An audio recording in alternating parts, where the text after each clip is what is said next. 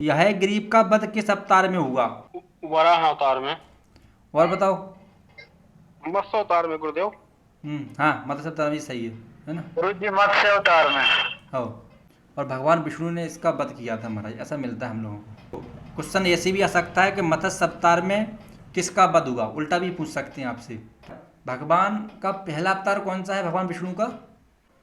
मत्स्य अवतार है गुरु जी। हाँ, ऐसे क्वेश्चन आते हैं, ठीक है, कि पहला अवतार कौन सा है भगवान विष्णु का, पहला अवतार कौन सा? तो मत्स्य अवतार है सतयुग में।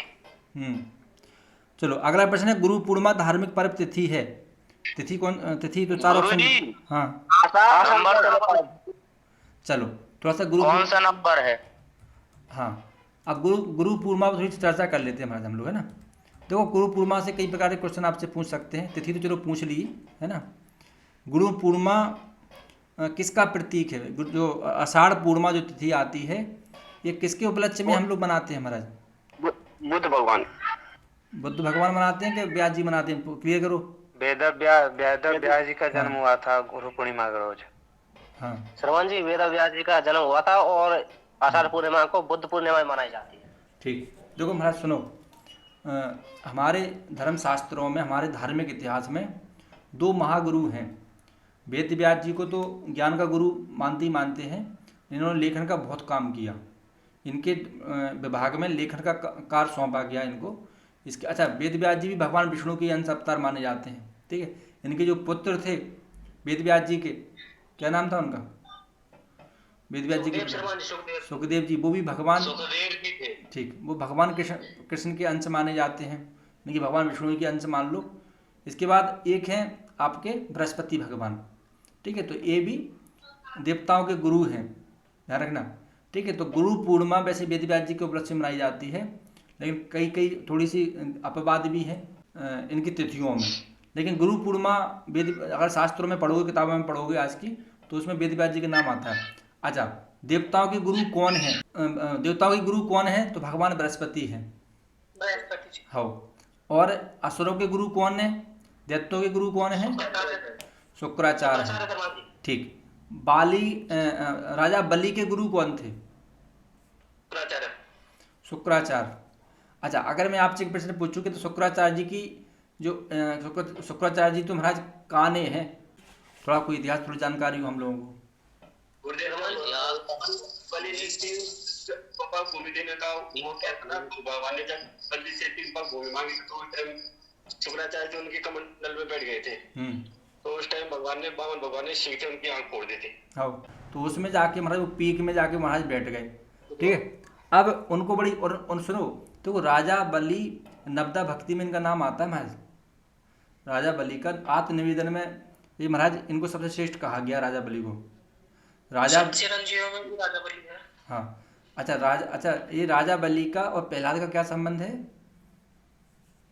नाती और पोते। ये जो राजा बलि है ये प्रहलाद जी के वंशज, पोते हैं। पोते हैं। हाँ, तो यही बात राजा बलि बोलते हैं शुक्राचार्य जी से। जब भगवान विष्णु का आगमन हुआ, वो छल करने आ रहे थे, छली एक तरह से, तो शुक्राचार्य जी बहुत चालाक थे, समझ गए। बलि से बोले, सुनो, जो एक पंडित जी आएंगे और वो भगवान विष्णु हैं, उनका वो अवतार, वामन अवतार लेके आएंगे, छोटे से नाटेकट में आएंगे। तो राजा बलि को पहले ही पता चल गया था कि ये भगवान विष्णु आ रहे हैं। बोले, सुनो, तुम्हारे साथ छल करेंगे और तुमसे कुछ ना कुछ वरदान मांगेंगे, ध्यान रखिए। राजा बलि ने बोला, सुनो, बोले अगर वो धार्मिक कार्य हेतु आ रहे हैं और दान लेने आ रहे हैं, तो मैं पोता हूँ प्रहलाद का, और ध्यान रखना, जब मैं प्रहलाद का पोता हूँ तो मैं किसी ब्राह्मण को मैं आप प्रसन्न नहीं कर सकता, उसको नाराज नहीं कर सकता। मैं उनको, अगर वो ब्राह्मण के भेष में आ रहे हैं तो मैं जरूर दूंगा उनको दान। तो शुक्राचार्य जी ने सोचा कि ये तो मेरी बात ही नहीं मान रहा, ये तो बर्बाद कर देगा। तो शुक्राचार्य जी स्वयं क्रोधा आवेश में आके सब कमंडल की पीक में जाके बैठ गए, ठीक है। और भगवान ने वहाँ क्या किया, एक लकड़ी डाल दी, वो क्या बोलते हो आप लोग, कुसा, और उनकी आँख महाराज वहाँ से एक वो आँख में लगती है और आँख फूट जाती है, ठीक है। तो ये कथा है उनकी। चलो, तो ठीक है, गुरु पूर्णिमा धार्मिक पर्व तिथि है आषाढ़ पूर्णिमा की। तो कई प्रकार के प्रश्न यहाँ से बनते हैं। अगला प्रश्न, ज्येष्ठा नक्षत्र के देवता स्वामी कौन है? इंद्र है, स्वामी बुध। तो नक्षत्रों के देवता देखा जाए तो धार्मिक शास्त्रों के अनुसार बृहस्पति भगवान भी इनके प्रधान देवताओं के रूप में आते हैं। देवगुरु के रूप में आते हैं।